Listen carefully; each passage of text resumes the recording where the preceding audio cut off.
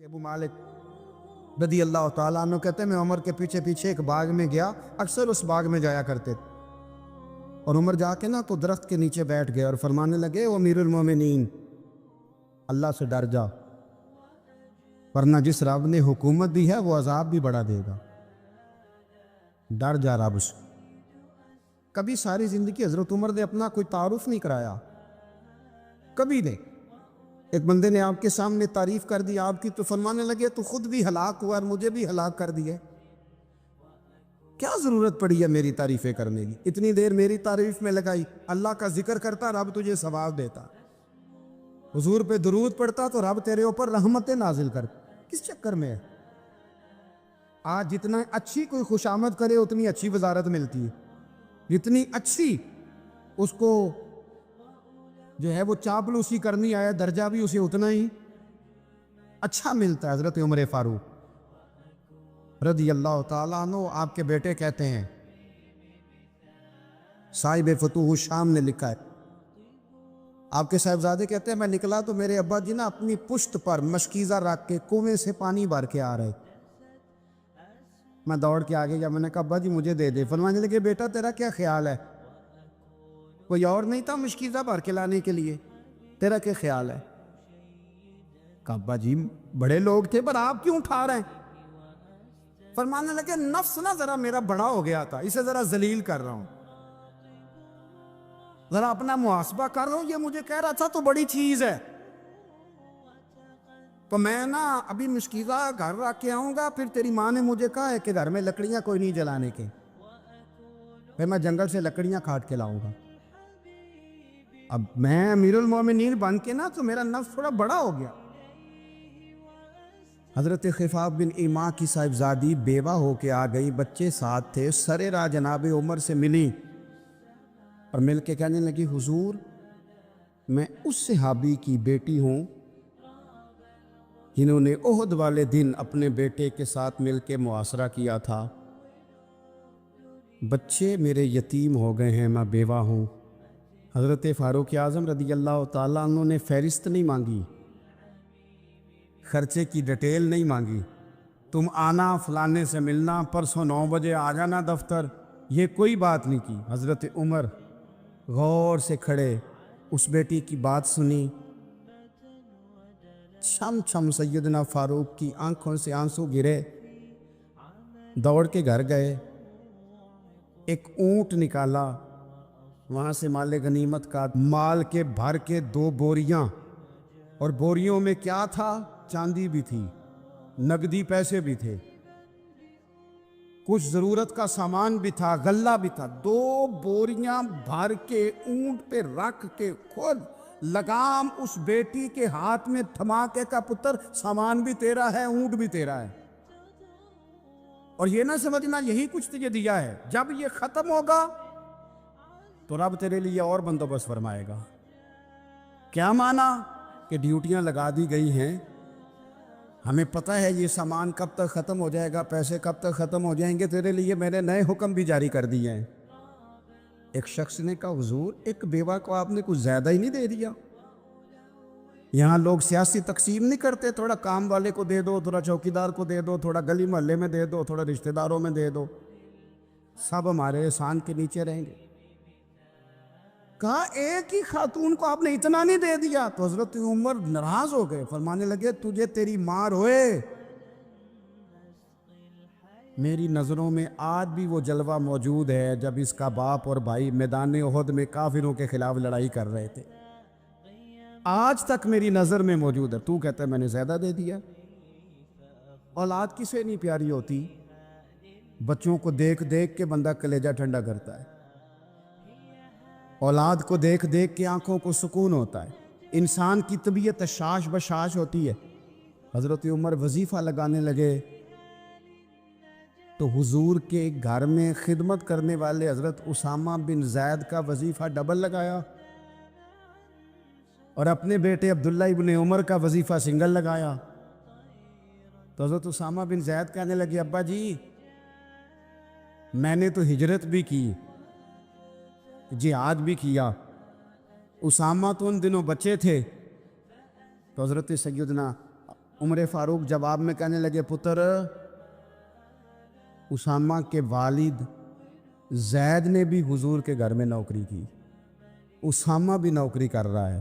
حضرت عمر کی شان کیا ہے زمانہ جانتا ہے، پر پھر بھی حضرت عمر فرمانے لگے تو نے اپنے باپ کے ساتھ ہجرت کی، فرمایا ان کی خدمت زیادہ ہے حضور کے گھر میں، لہٰذا ان کا وظیفہ بھی زیادہ لگایا جائے گا۔ چادریں آئی تھیں مال غنیمت میں، ڈھیر ساری چادریں، ڈھیر ساری۔ حضرت عمر نے صحابہ کرام علیہم رضوان کی ازواج پر، صحابیات پر وہ چادریں تقسیم کر دی۔ ایک چادر بڑی خوبصورت نکلی اندر سے، تو سب کہنے لگے حضور یہ نا خاتون اول کے لیے سوٹ کرے گی، آپ کی اہلیہ کے لیے سوٹ کرے گی، کبھی آپ گھر لے جائیں نا، یہ سب سے بہتر ہے۔ تو یہ حضرت عمر کی بالغ نظری ہے، وہ کیا بندہ ہوا جس کی ہر جگہ نظر ہی نہ ہو۔ حضرت سیدنا عمر فاروق رضی اللہ تعالیٰ عنہ کہا جناب یہ چادر بڑی حسین ہے، آپ کے گھر والوں پہ جچے گی۔ تو حضرت عمر فرمانے لگے نہیں، ایک صحابیہ ہیں حضرت ام سلیت رضی اللہ تعالیٰ عنہ، انہیں بلاؤ، یہ چادر انہیں دوں گا۔ حضور اس خاتون کو یہ چادر دینے کی وجہ بھی تو بیان کریں۔ تو حضرت عمر فرمانے لگے جب احد میں ڈھیر سارے لوگ زخمی ہو گئے تھے اور بھگدڑ مچ گئی تھی اور حالات خراب ہو گئے تھے، تو فرمایا میں نے اپنی آنکھوں سے دیکھا کہ اس ایمرجنسی کی حالت میں بھی جناب ام سلیت مشکیزہ پکڑ پکڑ کے زخمیوں کو پانی پلا رہی تھی۔ اس خاتون کی خدمات ہیں امت کے لیے، اس نے ڈیوٹی کی ہے صحابہ کے لیے، لہٰذا اس عورت کا زیادہ حق بنتا ہے کہ اس کو یہ اعزاز دیا جائے۔ میرٹ کی بنیاد پر تقسیم ہوگی، رشتہ داری کی بنیاد پر، تعلق کی بنیاد پر نہیں ہوگی، اس کا حق زیادہ بنتا ہے، اس کا درجہ زیادہ بنتا ہے، خدمات زیادہ ہیں، اس نے اپنی ڈیوٹی زیادہ اچھے طریقے سے سر انجام دی ہے۔ جب تک چیزیں آپ وسعت قلبی نہیں لاتے اپنی طبیعت میں، جب تک آپ گنجائش زیادہ پیدا نہیں کرتے، اتنی دیر تک حالات اس طرح کے نہیں ہوتے۔ پھر ایک اور مصیبت بن گئی ہے، وہ مصیبت ہے لیول کی۔ یہ کام میرے لیول کا نہیں۔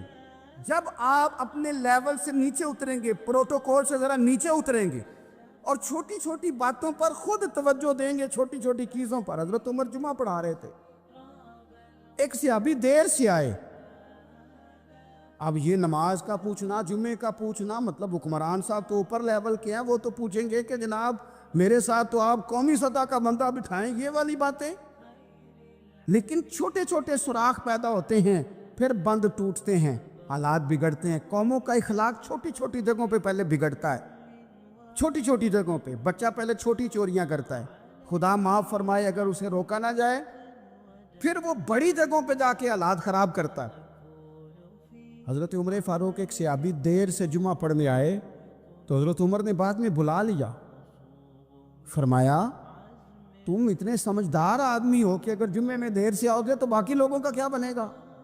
تو صحابی آگے سے کہنے لگے مجھے پتا تھا آپ نے پوچھنا ہے، اور میں تو کہیں کام میں مصروف تھا امیر المومنین، میں تو دوڑا آیا ہوں، میں تو غسل بھی نہیں کر سکا، وضو کر کے مسجد میں آ گیا ہوں جمعہ پڑھنے۔ حضرت عمر فاروق ان کی بات سن کے خوش ہوئے، فرمانے لگے رب تیرا بھلا کرے، اس طرح کرنا، آئندہ جمعہ پڑھنے آنا تو غسل کر کے آنا، میرے نبی پاک نے غسل کرنے کا ارشاد فرمایا جمعے والے دن، غسل کر کے آنا۔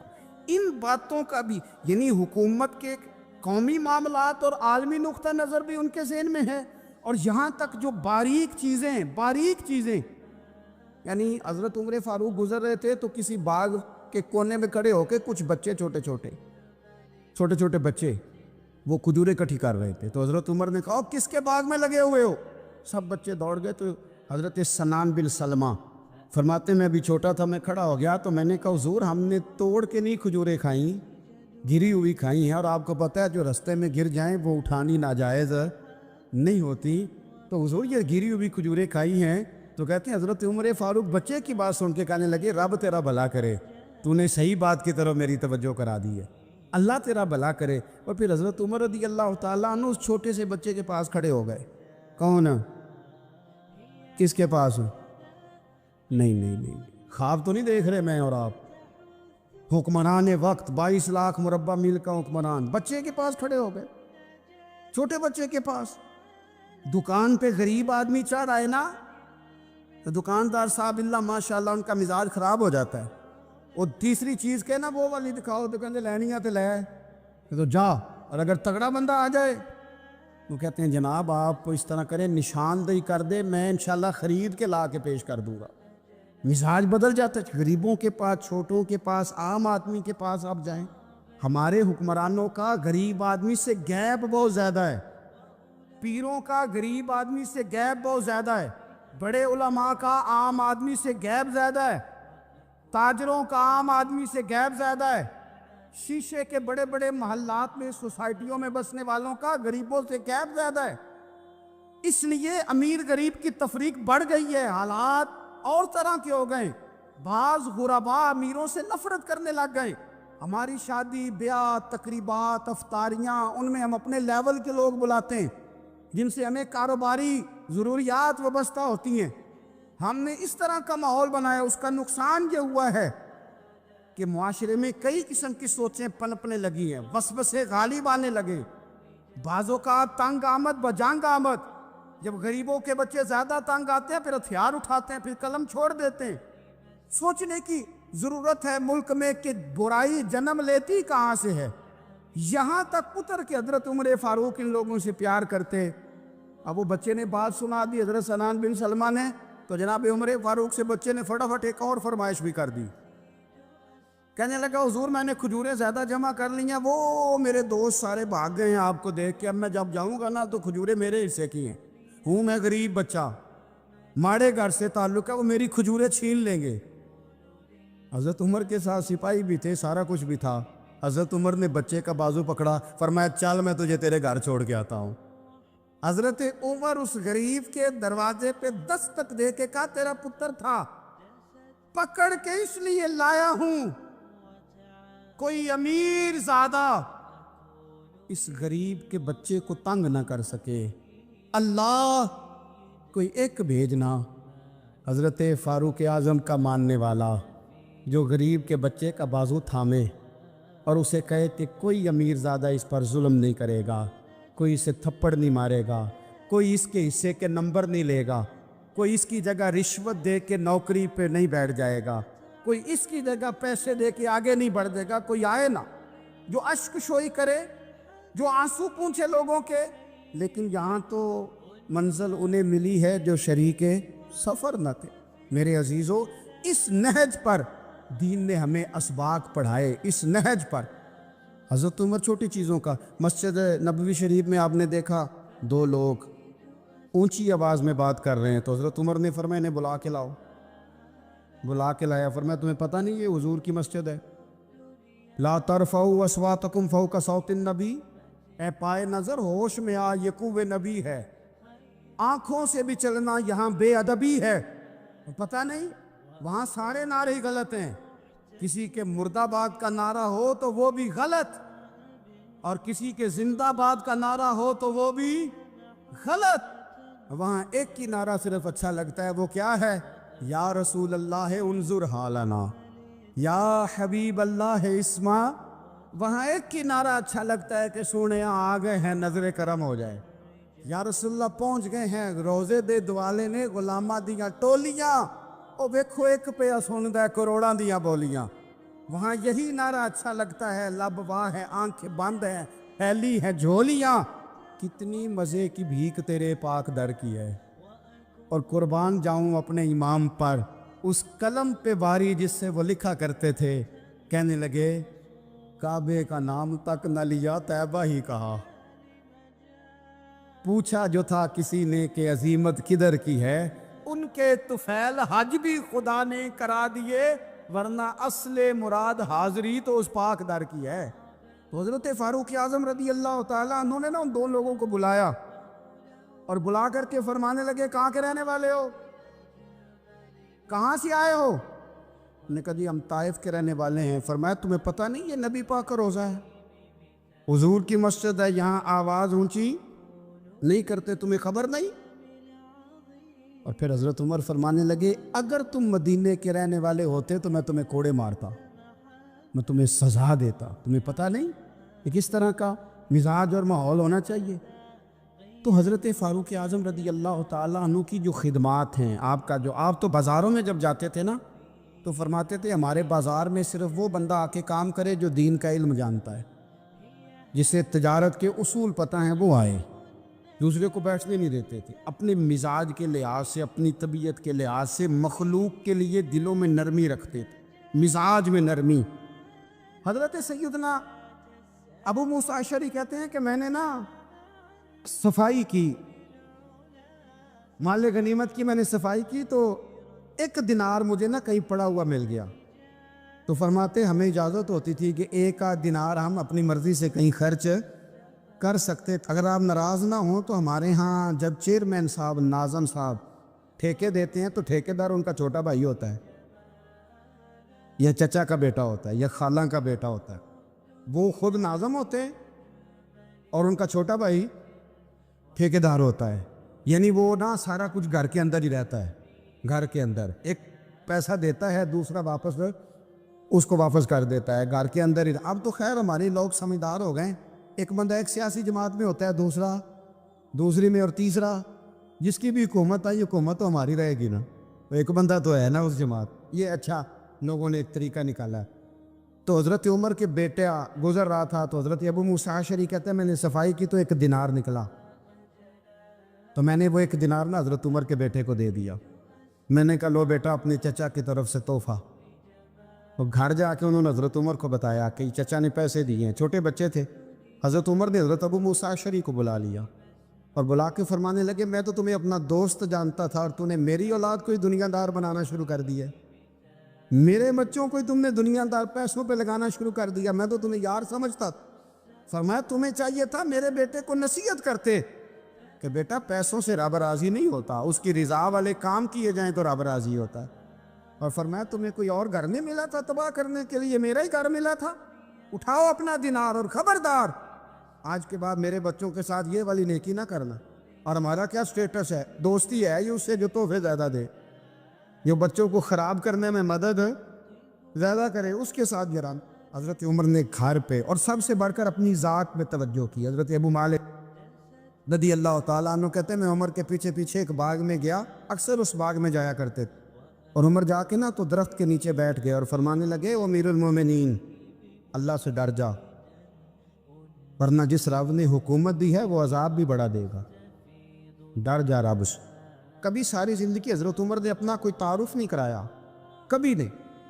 ایک بندے نے آپ کے سامنے تعریف کر دی آپ کی تو فرمانے لگے تو خود بھی ہلاک ہوا اور مجھے بھی ہلاک کر دیا، کیا ضرورت پڑی ہے میری تعریفیں کرنے کی، اتنی دیر میری تعریف میں لگائی، اللہ کا ذکر کرتا رب تجھے ثواب دیتا، حضور پہ درود پڑتا تو رب تیرے اوپر رحمتیں نازل کرتا، کس چکر میں؟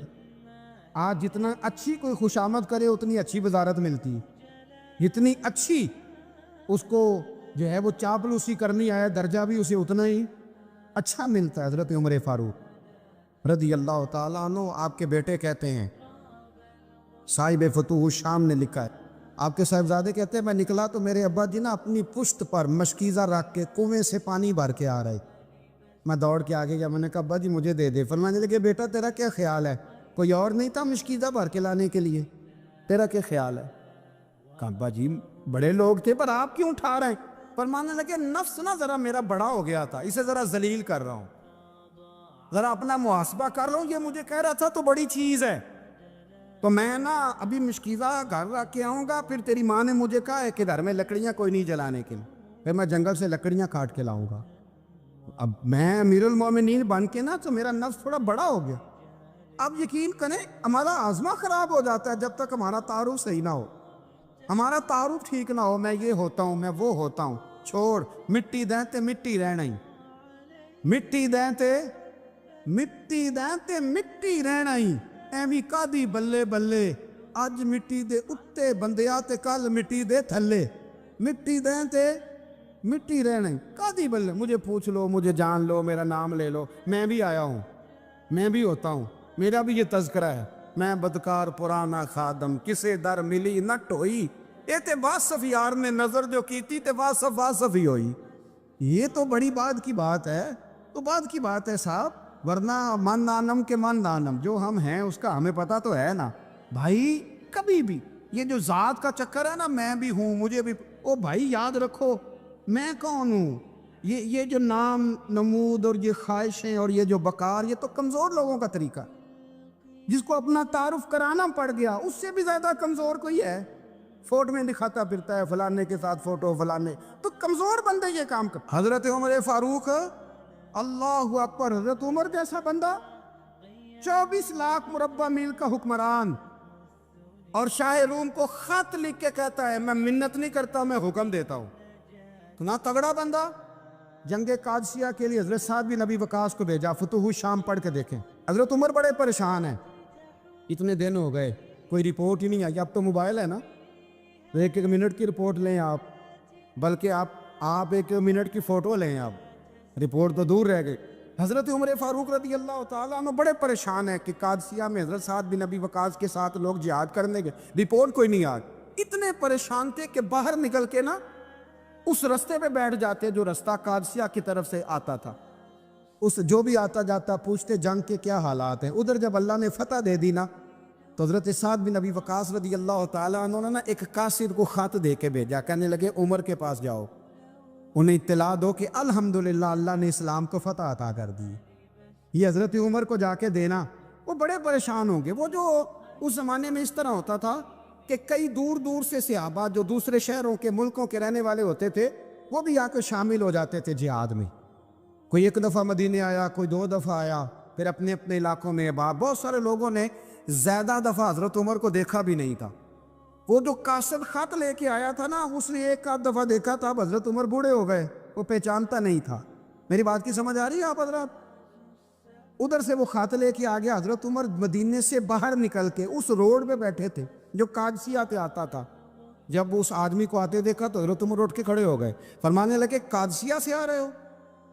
وہ کیا کہتا ہے؟ پھٹے پرانے کپڑے، ٹوٹے ہوئے جوتے، سر پہ پرانی پگڑی. کہنے لگے غلام مدینے کے رہنے والے ہو؟ حضرت عمر کہنے لگے ہاں مدینے کا ہوں. کہا میں قادسیہ سے آیا ہوں، الحمدللہ اللہ نے اسلام کو فتح دے دی ہے، الحمدللہ کفر کی کمر ٹوٹ گئی ہے. اس نے یہ بات کر کے تو گھوڑے کو ایڑی لگائی، گھوڑا دوڑنے لگا مدینے کے. حضرت عمر بھی ساتھ ساتھ دوڑ رہے. فرمانے لگے اچھا بتاؤ خالد بن ولید کا کیا حال ہے؟ تھوڑا آگے جا کے فرمانے لگے اسامہ بن زید کیسے؟ وہ کہتے ہیں ٹھیک ہے. پھر اس نے اور گھوڑا، عمر ساتھ ساتھ دوڑ رہے ہیں، ساتھ ساتھ. 24 لاکھ مربع میل کا حکمران، ایک جوتا پیر سے نکل گیا، عمر دوڑ رہے ہیں. آگے جا کے پوچھتے ہیں سعد بن ابی وقاص کا کیا حال ہے؟ کہ حضور وہ بھی ٹھیک ہے. کتنے لوگ میرے شہید ہو گئے مسلمانوں میں سے؟ کہنے لگا صحیح گنتی کا نہیں پتا. یہ لفظ ادا ہوتے ہوتے مدینے کی سرحد آ گئی. لوگوں نے عمر کو گھوڑے کے ساتھ دوڑتے دیکھا تو کہا امیر المومنین کیوں دوڑ رہے ہیں؟ وہ غلام چھلانگ لگا کے نیچے آیا، قدموں میں بیٹھ گیا. کہنے لگا حضور آپ نے بتایا ہی نہیں آپ امیر المومنین ہیں. آپ فرمانے لگے کیا بتاتا؟ میں تو اونٹ چرانے والے کا پتر ہوں، کیا بتاتا؟ وہ عمر ہوں جس نے اپنے گناہوں کا حساب دینا ہے. کیا بتاتا؟ جو سعد بن ابی وقاص کو جہاد پہ بھیج کے خود بزدلوں کی طرح گھر میں بیٹھا ہے. کیا بتاتا؟ کوئی حیثیت نہیں، کوئی طور. تو نے اچھا کیا، تو مجاہد تھا، مجھے ساتھ ساتھ دوڑایا، تو نے اچھا کیا.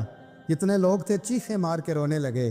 حضرت فاروق اعظم سے کہنے لگے عمر جب تک تیرے جلوے رہیں گے اللہ کامیابیاں ہی عطا فرمائے گا، جب تک تیرا رنگ رہے گا اللہ تعالیٰ نوازتا ہی رہے گا.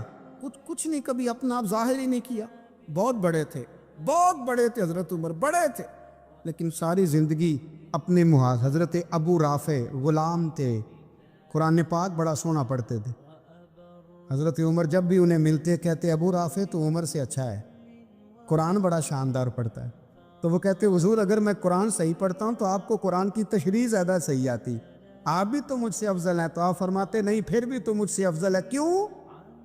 اس لیے کہ تو اپنے غلام اپنے آقا کی نوکری بھی ٹھیک کرتا ہے اور رب کی عبادت بھی ٹھیک کرتا ہے، اور مجھے خالص صرف عبادت کرنی ہوتی ہے وہ بھی ٹھیک نہیں کر پاتا. ساری زندگی اپنا محاسبہ، ساری زندگی اپنے گریبان میں دیکھا، ساری زندگی اپنے آپ کو پرکھا، اپنے آپ کو ٹٹولا. 65 سال عمر بیت گئی. حضرت حذیفہ بن یمان ایک صحابی تھے، میرے نبی کریم علیہ السلام نے ان سے راز کی باتیں کرتے تھے. ہر بندے کا عزمہ ٹھیک نہیں ہوتا، سب سے راز کی بات نہیں کرنی چاہیے۔ حضرت حذیفہ بن یمان کہتے ہیں حضور راز کی باتیں بتاتے۔ مدینہ منورہ میں جو منافقین تھے ان کی لسٹ بھی نبی پاک نے حضرت حذیفہ بن یمان کو دی تھی۔ جب کوئی مشکوک آدمی مر جاتا نا تو صحابہ کہتے ہیں ہم دیکھتے اگر حضرت حذیفہ نے جنازہ پڑھا تو ہم بھی جنازہ پڑھ لیتے۔ نبی پاک نے بھی کچھ جنازے نہیں پڑھے، ترمذی میں ہے، فرمایا عثمان سے جو بغض رکھے اس کا جنازہ نہیں پڑھیں گے۔ حضرت حذیفہ بن یمان اگر جنازہ پڑھتے تو لوگ پڑھتے، وہ نہ پڑھتے تو لوگ جنازہ نہ پڑھتے۔ حضرت حذیفہ بن یمان کہتے ہیں جناب عمر فاروق کی خلافت کے آخری ایام تھے، کچھ دنوں کے بعد وہ شہید ہو گئے۔ فرماتے آدھی رات کا وقت تھا، میں گھر میں سویا تھا بڑا بے فکر، اچانک میرے دروازے پہ دستک ہوئی، میں گھبرا کے اٹھا، اتنی رات کو کون آیا؟ کہتے ہیں قربان جاؤں، دروازے پہ گیا تو امیر المومنین فاروق اعظم دروازے پہ۔